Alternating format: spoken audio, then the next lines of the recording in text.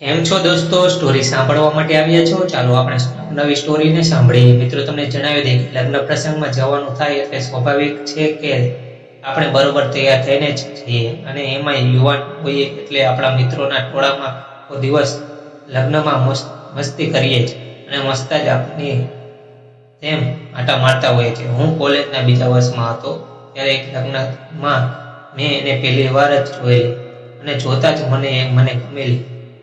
એ ખરેખર ખૂબ જ સુંદર હતી, એટલે જ તો એ મને ગમી ગયેલી.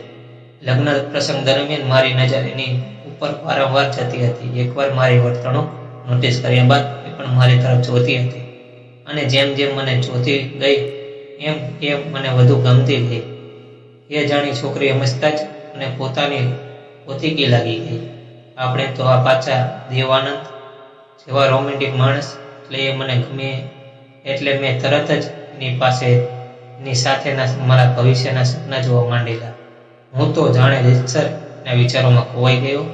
મને એટલી ખબર હતી કે એ છોકરી અમારી સાથેના જાણવા નહોતી આવી, એટલે એ વાત નક્કી હતી કે એ જે ગામમાં જાન થઈ હતી એ ગામની જે છોકરી હશે, અથવા જે કુટુંબમાં લગ્ન હતા તે કુટુંબના કોઈક સગા સંબંધીમાં થતી હશે. એ વાતને લગભગ 2 મહિના વીતી ગયા, અને અચાનક એક દિવસ એ મને બસ સ્ટેન્ડ પર દેખાઈ. તક મળતા જ મેં મારી બાઇક ધીરી કરી. સાથે જ બાઇક ઊભી રાખવાની પણ ઈચ્છા પણ થઈ, પરંતુ એમ કરવાની હિંમત ચાલી નહીં. પણ એ પરથી મને અનુમાન લાગ્યું કે તે રોજ આ સમયે આવતી હશે, એટલે મેં એ જ સમયે રોજ ત્યાંથી પસાર થવાનું શરૂ કરી દીધું. એકાદ અઠવાડિયા પછી મેં એને સ્માઇલ આપવાનું શરૂ કર્યું. મને આવું કરતી વખતે ગભરાટ તો થતો હતો, પરંતુ મારા નસીબ સારા હતા. એણે પણ સામે સ્માઇલ કર્યો, અને એ દિવસથી હું એના વિચારોમાં ખોવાયો કે આજ દિવસ સુધી એ વિચારોમાંથી બહાર નથી નીકળી શક્યો.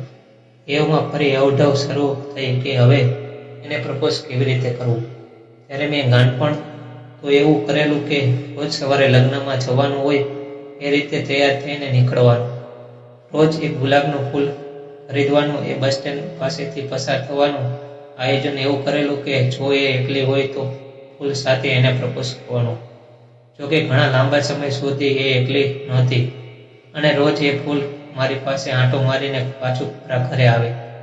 લોકો માટે કદાચ 13નો આંકડો ભલે કદાચ અપશુક નિકાળ હોય, પણ મારા માટે એ સારો છે. મેં જ્યારે 13મી વખત ફૂલ ખરીદ્યું 13મી જૂન 2014 હતી. તે દિવસે હું બસ સ્ટેન્ડ પાસેથી પસાર થયો ત્યારે એ રજતા મુજબ બસ સ્ટેન્ડ પર ઊભી હતી, અને આશ્ચર્યની વાત એ હતી કે એ એકલી જ હતી.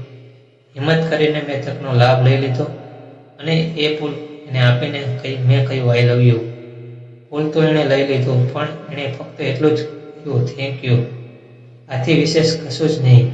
થોડા સમય સુધી એ મૌન રહી, અને પછી અમારી વચ્ચે થોડી ઔપચારિકતા વાતો થઈ. એ દિવસે મને એના નામની ખબર પડી. એનું નામ હતું શ્વેતા. વાહ, શું નામ છે! એવું મને એ નામ સાંભળીને લાગેલું.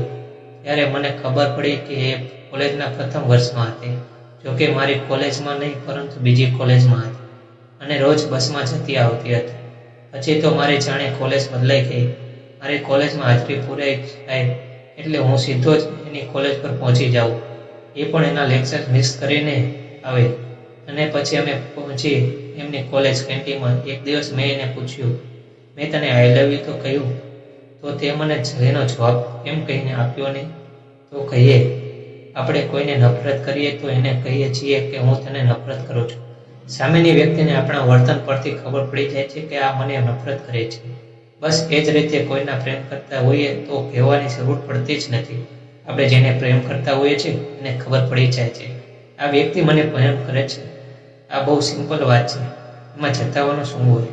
પછી તો કોલેજ, ગાર્ડન, નદી કિનારો, દરિયા કિનારો, ટ્રોફિક, મોલના પાર્કિંગ, એવી તમામ જગ્યાએ અમે એક પણ તક ચૂક્યા વગર મળતા રહ્યા. એ મુલાકાતો દરમિયાન અમારો પ્રેમ વધતો જ ગયો. એક દિવસ મેં શ્વેતાને કહ્યું, હું લગ્ન કરીશ તો તારી સાથે જ કરીશ. તો એ મને કહે, હું પણ લગ્ન કરીશ તો તારી સાથે જ કરીશ. જ્યારથી તું મને મળ્યો છે ત્યારથી મારી આંખો કે દુનિયા બદલાઈ ગઈ છે.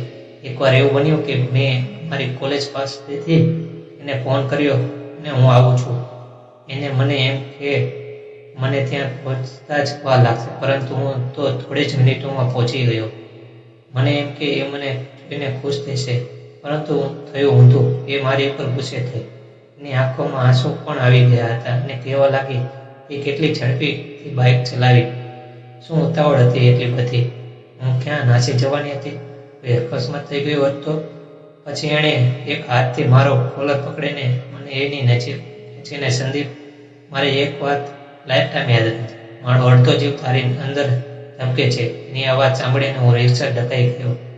ત્યારથી મનમાં ગાંઠ બાંધીને વળી કે હવે શ્વેતાને નહીં ગમે એવું પણ કામ કરીશ તો અમે એકબીજાને મળવાની ખૂબ જ ઈચ્છા અને ખૂબ ખુશ કરીએ.